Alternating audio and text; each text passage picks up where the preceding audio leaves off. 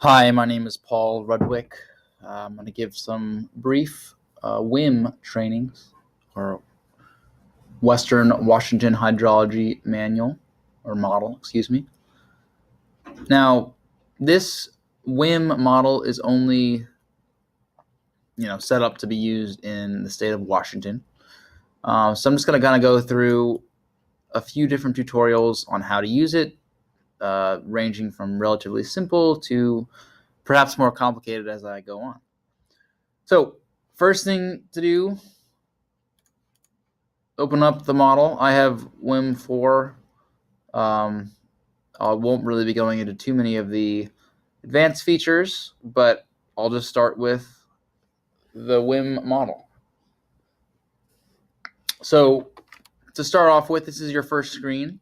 And if you'll notice, there's these several tabs up at the top. And I will say they pretty much go in sequential order. So you usually want to start at the far left. This is the map information dialog. The next is the schematic dialog. Next is the, I want to say, results or analysis dialog.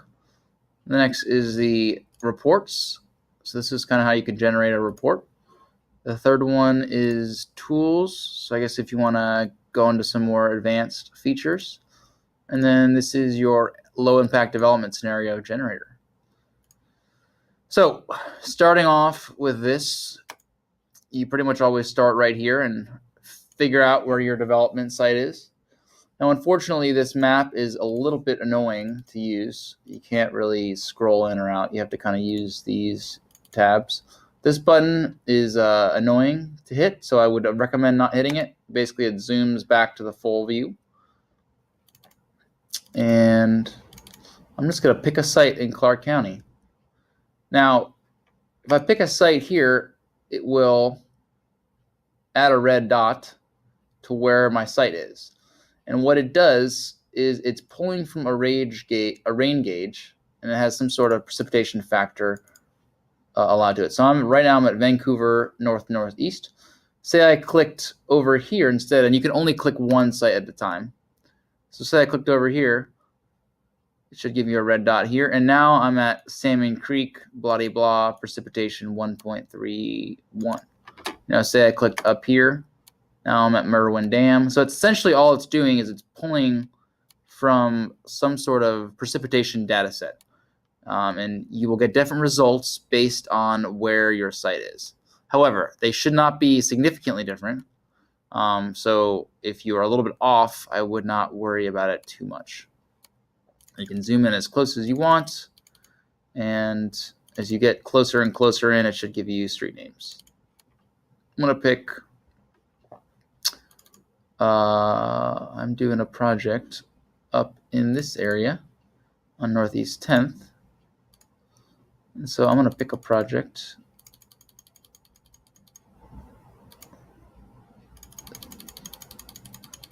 at my project, which I am having a hard time finding, which is at one right here. So I'm at the Salmon Creek Treatment Center. Alternatively, you can use WashDOT data, and I'm not sure if this is available in the other types in the, I'm not sure if this is available in like the free version of WWHM, but it may be. If you use the WashDOT data, it'll give you a totally different map. And this is actually the whole state of Washington. And so I can basically click on here, and now it's giving me a totally different value set. Then it will use this instead of using the other one. Now, for the most part, I'd recommend just using Clark County's data set. Now, you'll notice that we're in Clark County. What if you're in a different county? Now, they have all the Washington counties up here. So King County, I could pick one over here. It's kind of cool. It has rain gauge data for, the entire state of Washington. Now let's go back to Clark County because that's where I work. Now, if you go into this task, you'll actually see there's 1, 2, 3, 4 different options you can use. And they actually are relatively different. Well, I would recommend using the 2012 or the 2012 SG for Clark County. And honestly, I'm not 100% sure what these differences are between these two old ones, but it's important that you use one of the newest Clark County ones. Now, Clark County 2012 is going to be different than Clark County 2012 SG. Now, you can see I'm still using the CTAC gauge, so I got to make sure I click on here to switch it to the right gauge.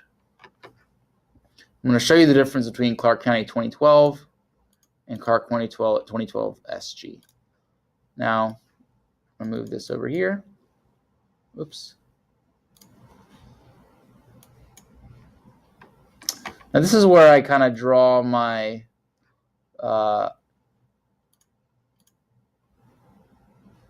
tool, my schematic and whatnot, and all the stuff that I want to model. So once I've picked my rain gauge, I will start with this land use basin. And this is going to be one of your friends in this modeling approach. Now, usually I'm actually kind of wondering why there it is. Usually I don't have this other one open at the same time, but I want to do this to show you the difference between Clark County 2012 and Clark County 2012 SG. Now, as you can see, when I click on my land use, I'm telling the model what my pre-developed or post-developed land use is. And so, say for example, I have a type C forest. Say I have 1 acre of that.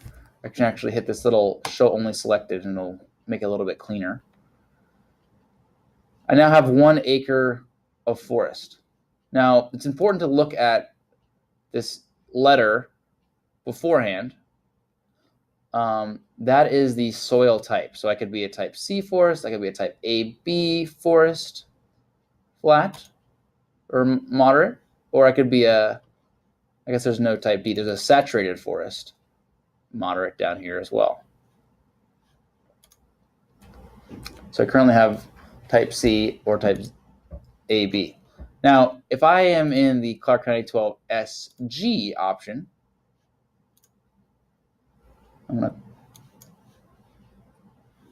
now I have to re-click on the map to re-bring that up. I'm going to close this. And now I want to click on my land use page. It gives me SG values instead of those A, B, and C values that I had before. So that's kind of confusing, right? Well, in Clark County, we have developed our own soil groups that can be used. It's kind of an alternative methodology to use. And a lot of people, developers and such, will use them when it's to their benefit. So if you really want to know more about them, you can go to Clark County S soil groups, maybe. See if they have. Oops.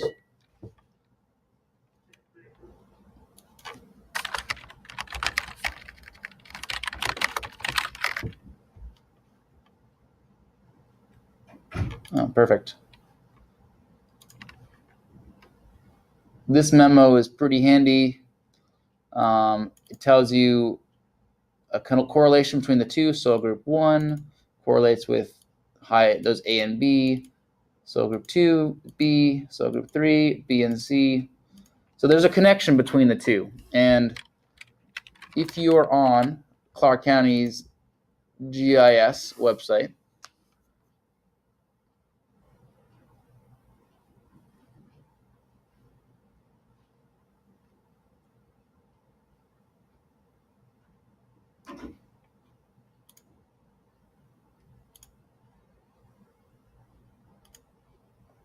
we have our WIM soil groups. little bit hard to read here.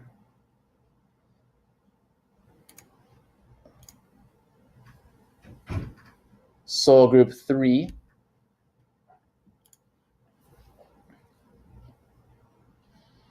Alternatively, I could have turned on, I guess I'm not 100% sure if I have those hydrologic soil groups on here. Hillsborough soil group. I think actually that memo might have, it tells you in here the different hydrologic soil groups as well as the soil groups. So if I know I'm Hillsborough, I think it was HOE, was that right?